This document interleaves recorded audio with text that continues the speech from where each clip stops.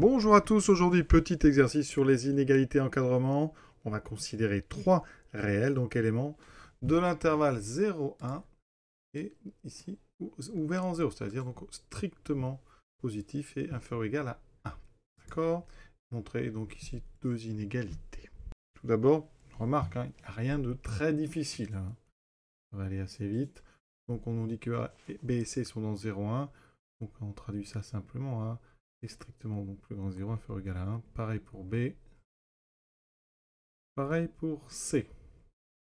Il faut montrer que A fois B moins 1, fois B moins C moins 1, fois CA moins 1 est négatif. Donc on va d'abord s'intéresser à A fois B moins 1. Alors les règles qu'il faut connaître, quand on a des réels positifs strictement dans des inégalités, eh bien si on a deux inégalités, alors je prends que des inégalités dans le même sens, d'accord? Si je prends deux inégalités comme ceci, large, donc inférieur ou égal, eh bien je peux faire le produit. Des membres à membres, donc A fois C inférieur ou égal à B fois D. Si j'ai des inégalités strictes, c'est pareil. Le caractère strict est conservé. Et si on a une stricte et une large, je prends cet exemple-là, eh bien c'est la stricte qui l'emporte. Bon, nous, ici, on va avoir des inégalités larges, puisque A et B et C sont inférieurs ou égaux à 1. Donc quand on fait ça, eh bien on va dire, on va garder le 0 ici pour bien insister sur le fait que ce sont des nombres strictement positifs. Donc on peut faire le produit de ces deux inégalités, on obtiendra A fois B inférieur ou égal à 1 fois. D'accord? On n'est pas obligé ici de mettre un strictement positif. On peut le mettre parce que c'est vrai. D'accord? Et donc, en mettant le 1 de l'autre côté, par soustraction, on obtient donc AB moins 1 négatif. Pour B et C et A et C, c'est exactement la même chose. Donc, on peut mettre de même ou par un raisonnement analogue. Donc, B fois C moins 1 est négatif. Et C fois ou A fois C moins 1 est négatif.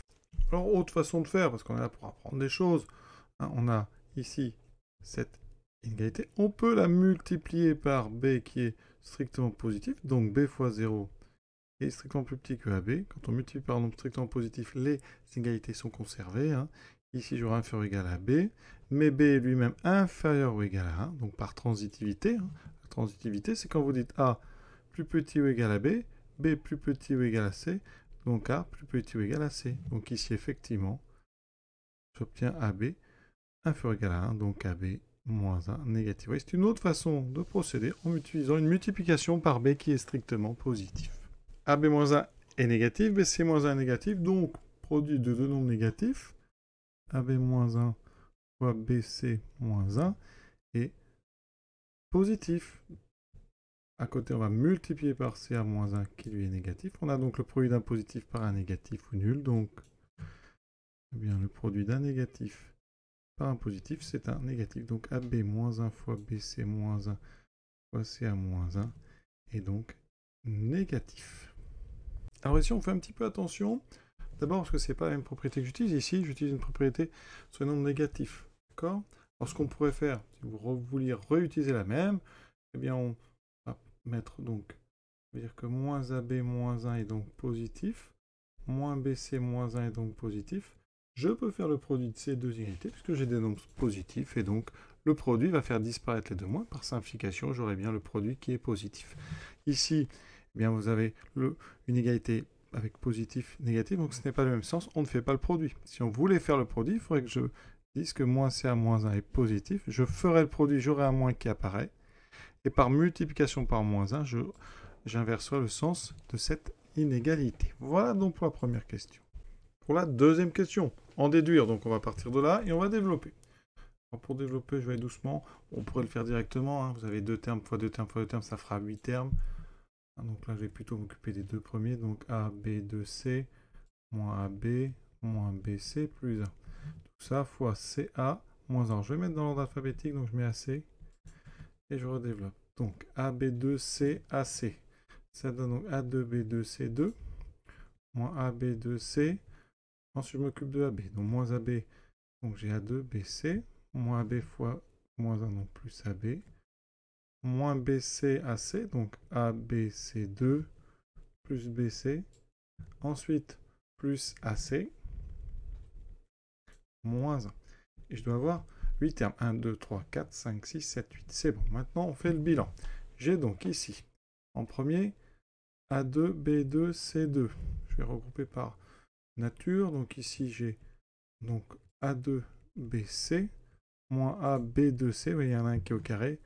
Moins AB, C2. Et ensuite, j'ai les produits 2A2 plus AB plus BC plus AC moins 1. Voilà. Qu'est-ce qu'on fait pour passer de là à ce qu'on nous demande? Eh bien, on va diviser par ABC. Parce qu'il y a 1 sur ABC. Donc ici, on divise par ABC qui est strictement positif. Donc je peux diviser sans problème. Ça ne changera pas le sens du symbole. J'aurai donc tout ça divisé par ABC.